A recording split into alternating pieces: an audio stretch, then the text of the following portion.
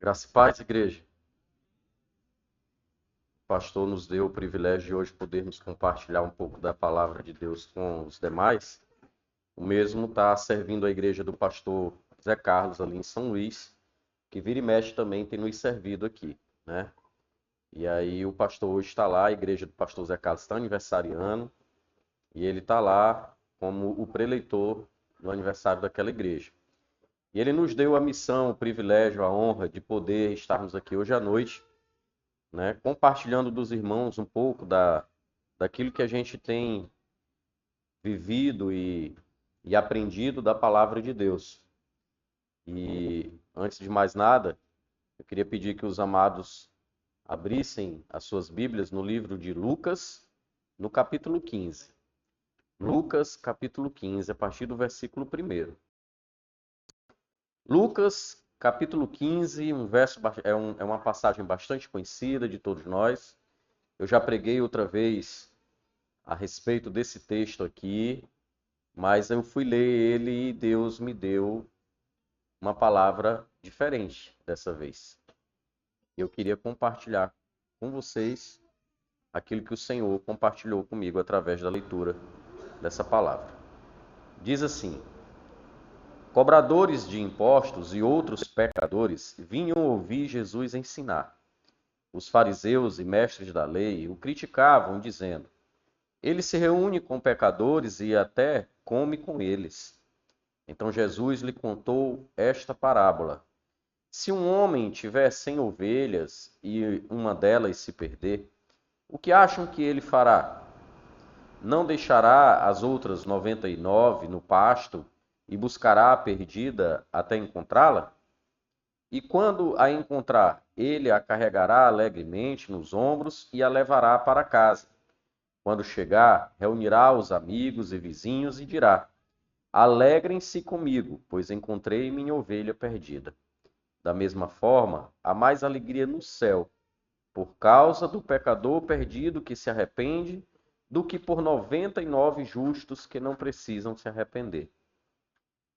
Ou suponhamos que uma mulher que tenha 10 moedas de prata e perca uma, acaso não acenderá uma lâmpada, varrerá a casa inteira e procurará com cuidado até encontrá-la? E quando a encontrar, reunirá as amigas e vizinhas e dirá: alegrem-se comigo, pois encontrei a minha moeda perdida. Da mesma forma, há alegria na presença dos anjos de Deus, quando um único pecador se arrepende. Jesus continuou: um homem tinha 2 filhos. O filho mais jovem disse ao pai: quero a minha parte da herança. E o pai dividiu seus bens entre os filhos. Alguns dias depois, o filho mais jovem arrumou suas coisas e se mudou para uma terra distante, onde desperdiçou tudo o que tinha por viver de forma desregrada. Quando seu dinheiro acabou, uma grande fome se espalhou pela terra e ele começou a passar necessidade.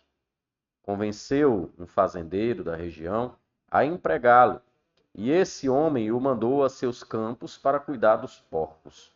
Embora quisesse saciar a fome com as vagens dadas aos porcos, ninguém lhe dava coisa alguma.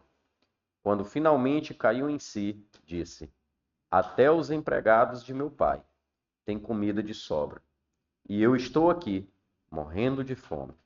Vou retornar à casa de meu pai e dizer: pai, pequei contra o céu e contra o Senhor, e não sou mais digno de ser chamado seu filho. Por favor, trate-me como seu empregado. Então voltou para a casa de seu pai. Quando ele ainda estava longe, seu pai o viu. Cheio de compaixão, correu para o filho, o abraçou e o beijou.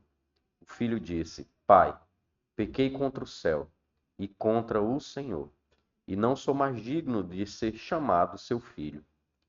O pai, no entanto, disse aos servos: depressa, tragam a melhor roupa da casa e vistam nele. Coloquem-lhe um anel no dedo e sandália nos pés. Matem o novilho gordo. Faremos um banquete e celebraremos, pois este meu filho estava morto e voltou à vida. estava perdido e foi achado. E começaram a festejar. Amém? Vamos falar do outro irmão hoje não, tá? Vamos ficar só até aqui mesmo. Amados, nós teremos aí 6 personagens para a gente destrinchar nesse texto. 6 personagens, 6 sujeitos. 3 personagens que tinham uma situação igual e que tinham também os seus valores. Os 3 primeiros personagens é a ovelha perdida, a moeda perdida ou a dracma perdida e o filho pródigo. Um animal, um objeto e um homem. Porém, do outro lado, nós teremos mais 3 personagens, que serão um pastor, uma dona de casa e um pai. E eu queria iniciar a minha fala destacando o primeiro personagem, que é a ovelha perdida. Uma ovelha perdida, um animal inocente, um animalzinho de cativeiro, e que por algum momento se desgarra do rebanho, se perdendo pelo caminho. E nós não sabemos o motivo pelo qual ela se desgarrou e veio a se perder. Mas que bem possa ter sido um pasto verdejante que ela possa ter visto e desejou, possa ter sido um outro animal que ela olhou e sentiu o desejo de brincar com ele, ou pode até mesmo ter sido simplesmente estar desligada de onde estava e do que estava fazendo e com quem estava andando. Mas a verdade é, essa ovelha se perdeu. E ela, estando perdida, se tornou uma presa muito fácil para os predadores, para os lobos, os ursos, os leões, os tigres e todo animal predador que poderia tornar a comer e tirar a sua própria vida.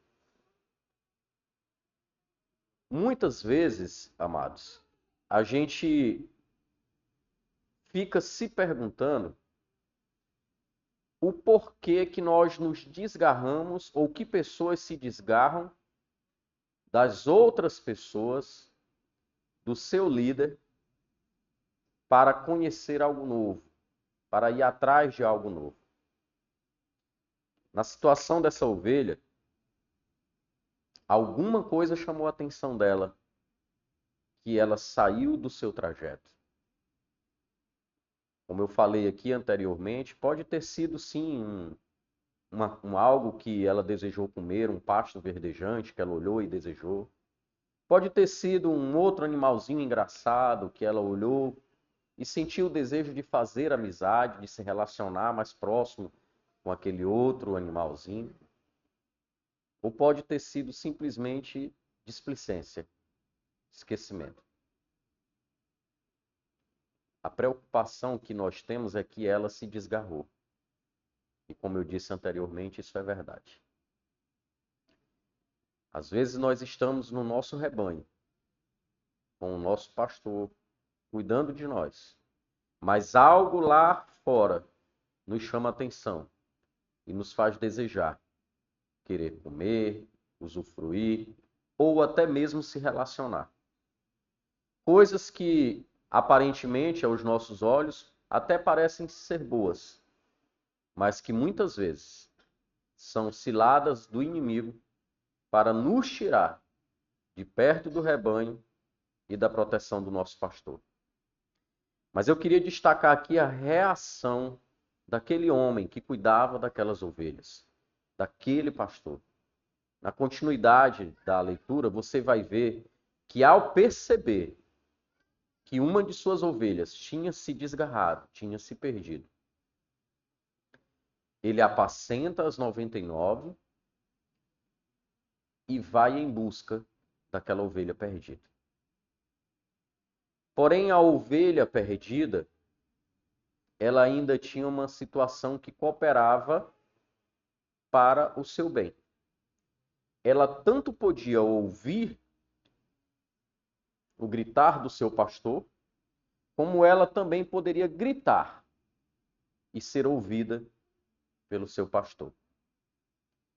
E a palavra de Deus diz que aquele homem organizou as demais, deixou em um lugar protegido e incessantemente ele saiu à procura daquela ovelha.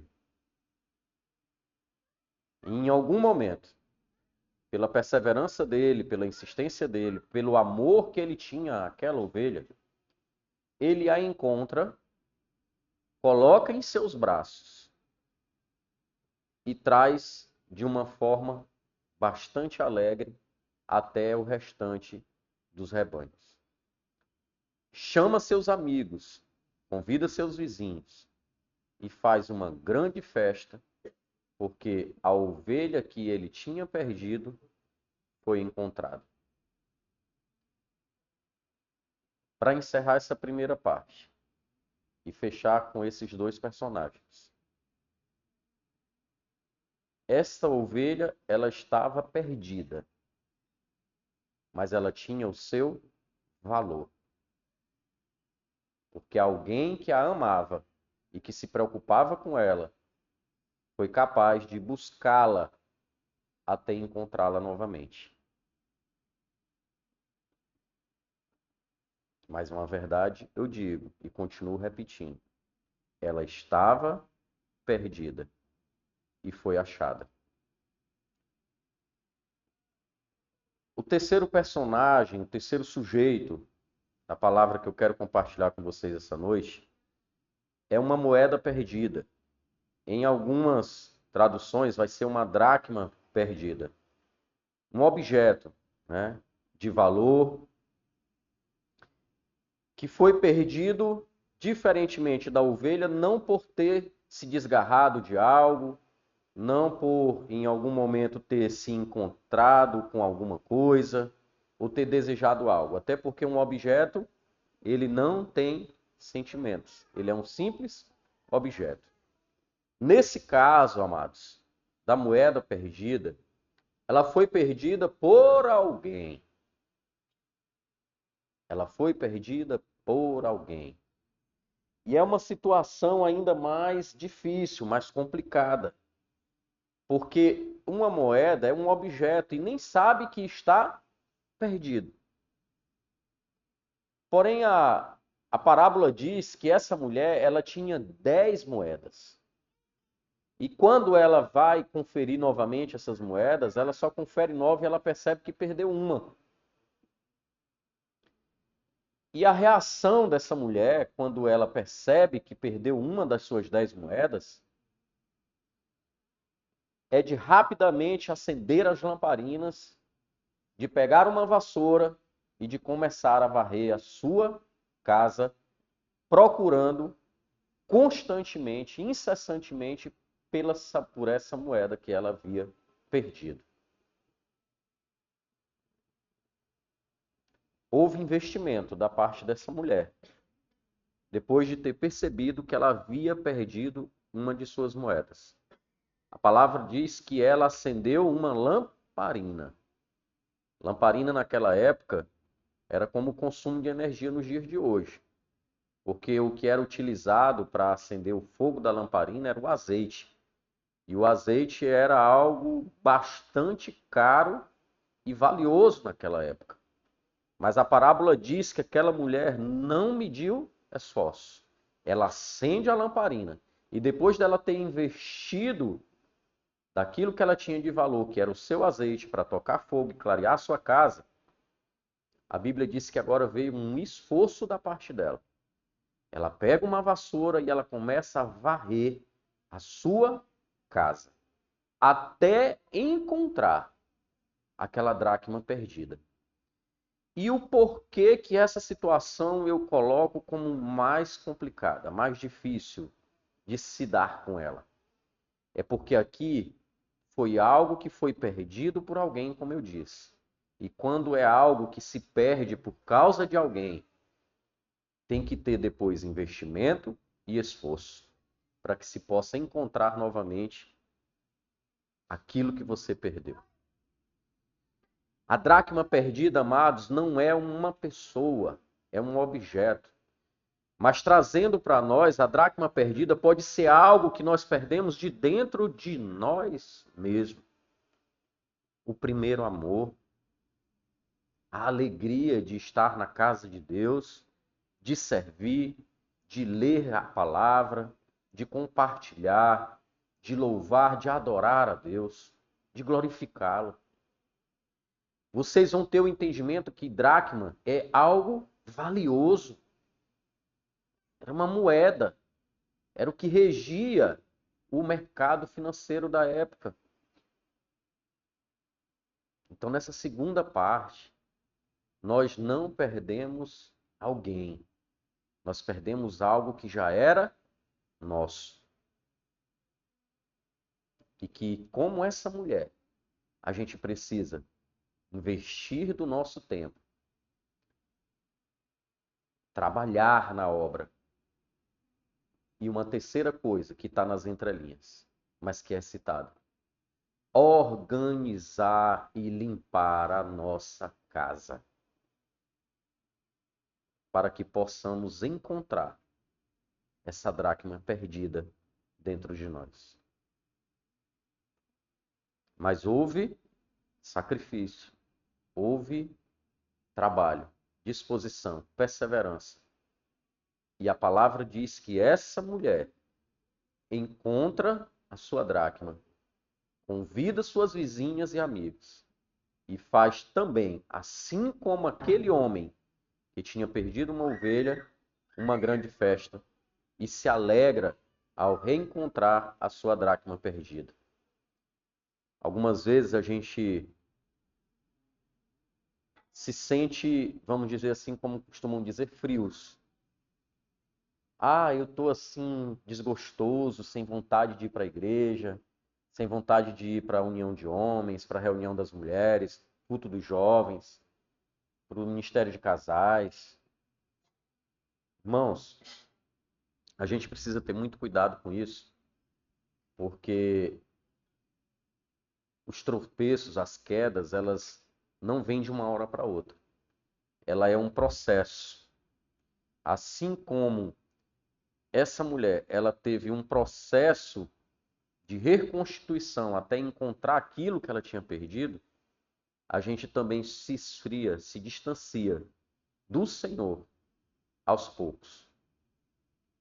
A palavra de Deus nos orienta que nós devemos voltar ao primeiro amor, a sentir a alegria de estar na casa de Deus, de viver na presença de Deus, de compartilhar da palavra de Deus. Eu tenho dificuldade de conversar um assunto, seja com quem for, e de não incluir nesse assunto o Evangelho. De alguma forma, não incluir uma outra pessoa naquela conversa que não seja Deus. Eu tenho muita dificuldade de me relacionar até com meus clientes e de alguma forma não soltar alguma coisa que eu sei que vem do Espírito Santo. Porque esses pequenos detalhes servem como alimento espiritual para nós. Serve para que nós tenhamos comunhão com o Espírito Santo e que nós vivemos cada dia mais em unidade com Ele. A verdadeira unidade que foi pregada ontem ali fala sobre isso, e é isso que a palavra quer dizer. Quando Paulo se expressa dizendo que não vive mais ele, mas agora Cristo vive em mim. Amados, o Espírito Santo de Deus, ele habita em nós. E nós precisamos unirmos a ele de uma forma para que venhamos a criar essa unidade. Porque depois que a gente começa a ter esse relacionamento com ele, a gente consegue trazer mais pessoas para dentro dessa unidade. Essa mulher, ela tinha 10 dracmas. Por algum motivo, ela perdeu uma. E ela estava vivendo, e talvez vivesse muito bem com 9, porque ela ainda tinha 90% do que ela tinha antes de perder aquela dracma. Mas aquela dracma fez muita falta.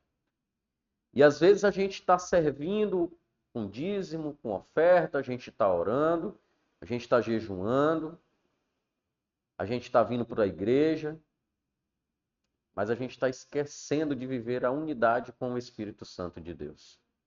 Nós temos servido a Deus muitas vezes no automático e não com a alegria que nós precisamos servir. Por isso o esforço daquela mulher em buscar, em limpar, varrer, trabalhar até encontrar aquela dracma.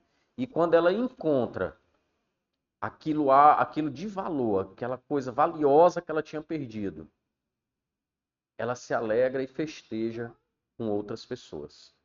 Ela se alegra e festeja com outras pessoas.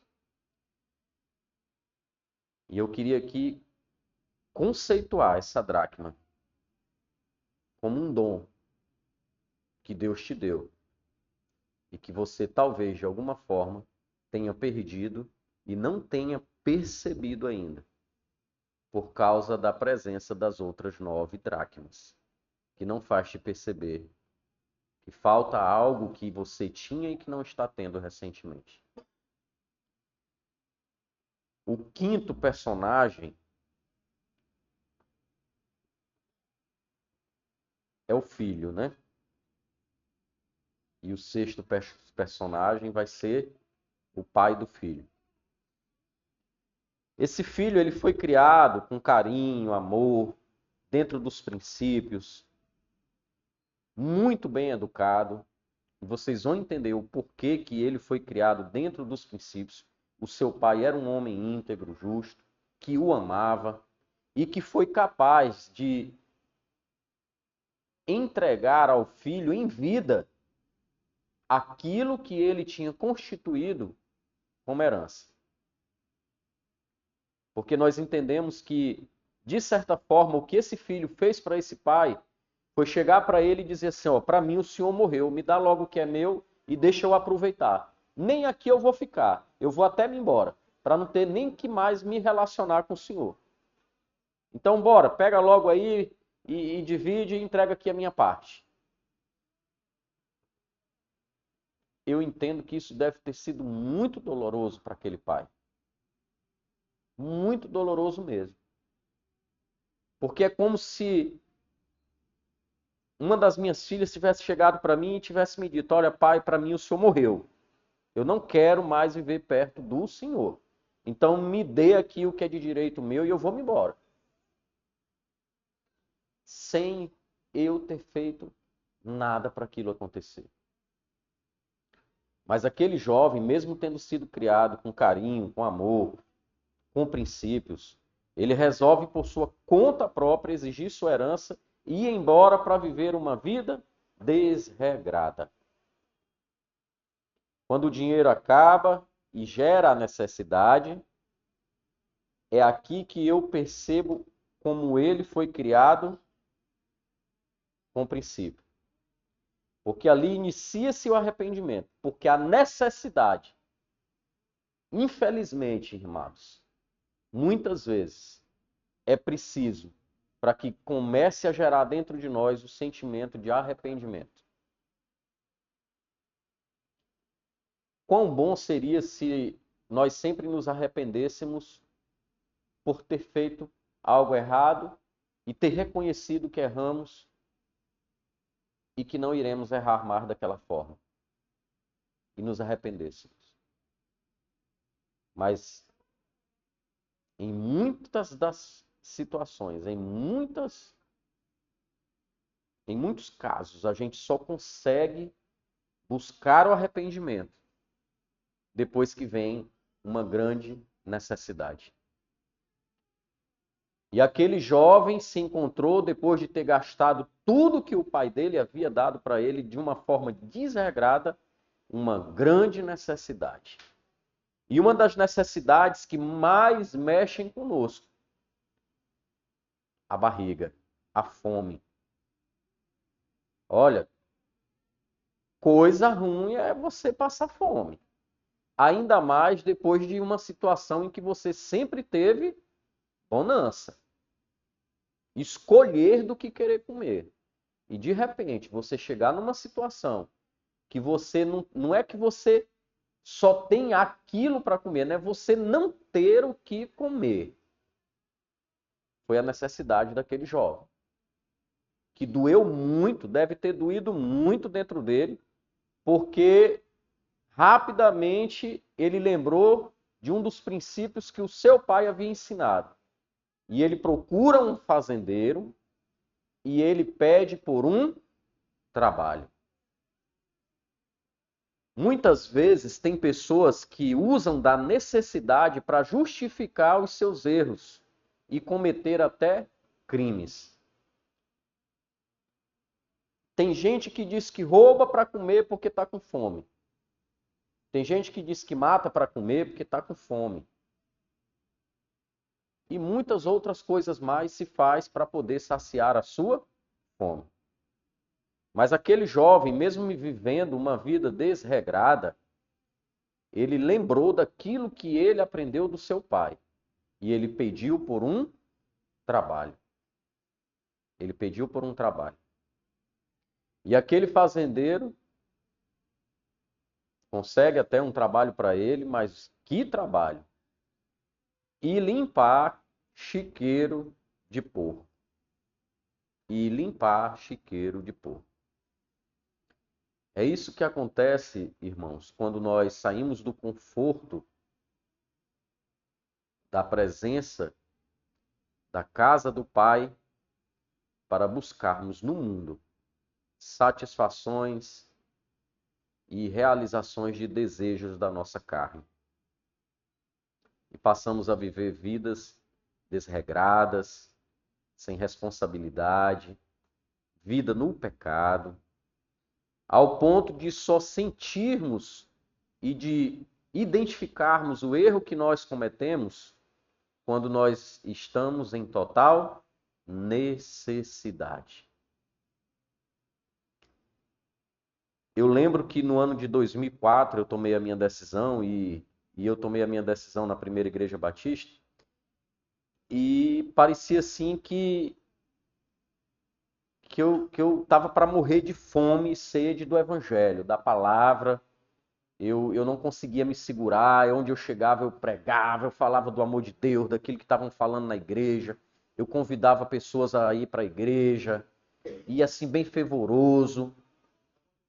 E aí esse fervor todo durou 5 meses. Com 5 meses, eu praticamente fiz igual esse filho pródigo. Eu me desviei, eu voltei para o mundo, eu voltei a praticar lugares impróprios, ia a festas, a beber, a me prostituir. E um certo dia eu estava brincando um carnaval na cidade de Poção de Pedra. E quando eu me vi, por volta de umas 3 horas da manhã, eu sentado numa estaca de uma barraca, debaixo de chuva, morrendo de frio, já sem um centavo no bolso, e a 50 quilômetros da casa do meu pai, eu lembrei o quão bom era quando eu estava na casa do pai e não sabia. Eu praticamente me encontrava em um chiqueiro de porcos, comendo da mesma lavagem que eles comiam, ou até pior.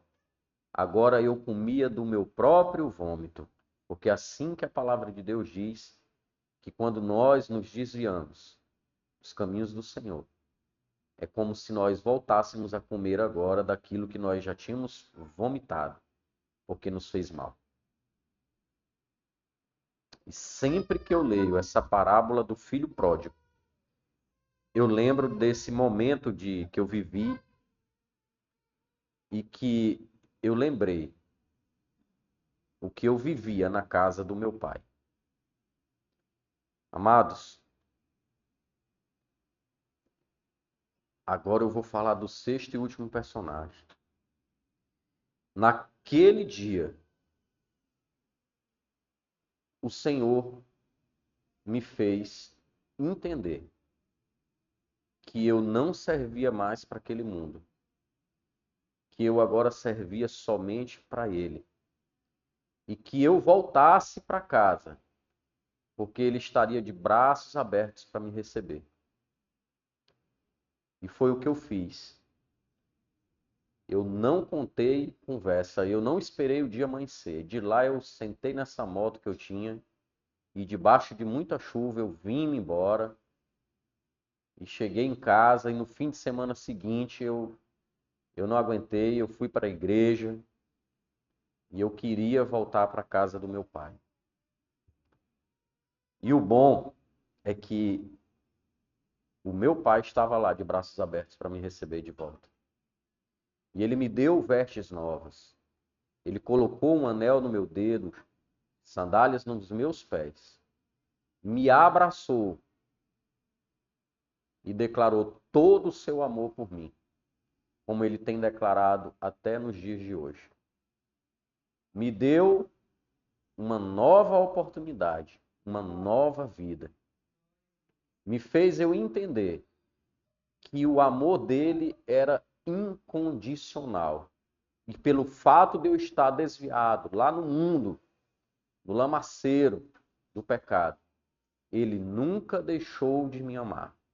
Ele abominava o que eu fazia, mas ele nunca deixou de me amar. Porque a palavra de Deus diz que ele ama o pecador, apesar de abominar o pecado. E eu comecei a entender que tudo aquilo que eu vivi naquele curto período de tempo serviu apenas para que ele agora me desse autoridade para poder falar o quanto que ele transforma, ele muda, ele liberta e ele salva o pecador. Assim como Paulo viveu também as suas dificuldades depois de convertido. E a maior dificuldade que Paulo tinha, João, era para pregar para aqueles que já conheciam o Evangelho. E eu muitas vezes acho que Paulo precisou berrar diante de algumas pessoas, dizendo assim: vocês não conhecem o Jesus que eu conheci? Porque eu estou falando do encontro que eu tive com eles e vocês parecem que estão desacreditando da pessoa dele, apesar de terem vivido relacionamento também, experiências com ele. E isso é algo muito perigoso, irmãos. Quando nós duvidamos do poder de restauração da palavra, do Espírito Santo, do nosso próprio Deus. Porque nós temos uma grande facilidade, como o irmão desse filho pródigo aqui teve, de atirar pedras no lugar de fazer como o pai fez. Abrir os braços, receber, abraçar, dar uma grande festa, colocar autoridade, um anel de autoridade em seu dedo, sandálias novas para que agora ele ande em novos lugares e não se contamine mais com a podridão do pecado. E se alegrar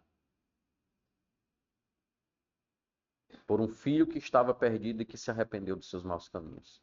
A gente prefere jogar pedra, a gente prefere julgar, a gente prefere condenar pessoas que um dia erraram, tropeçaram e que estão buscando ajuda para poder se reequilibrarem, se levantarem e se acharem novamente na casa do Pai. Fiquemos de pé. Feche os seus olhos. Vamos orar. Mas antes de orar, eu queria perguntar se no nosso meio tem alguém que de alguma forma se identificou com alguma dessas três parábolas. A parábola da ovelha perdida, a parábola da moeda perdida ou a parábola do filho pródigo. Se tem alguém que se identificou com uma dessas três situações, eu quero dizer a você que assim como aquele pastor, assim como aquela dona de casa, assim como aquele pai, Deus também é infinito em sua misericórdia para nos perdoar e nos livrar dos nossos maus Amém.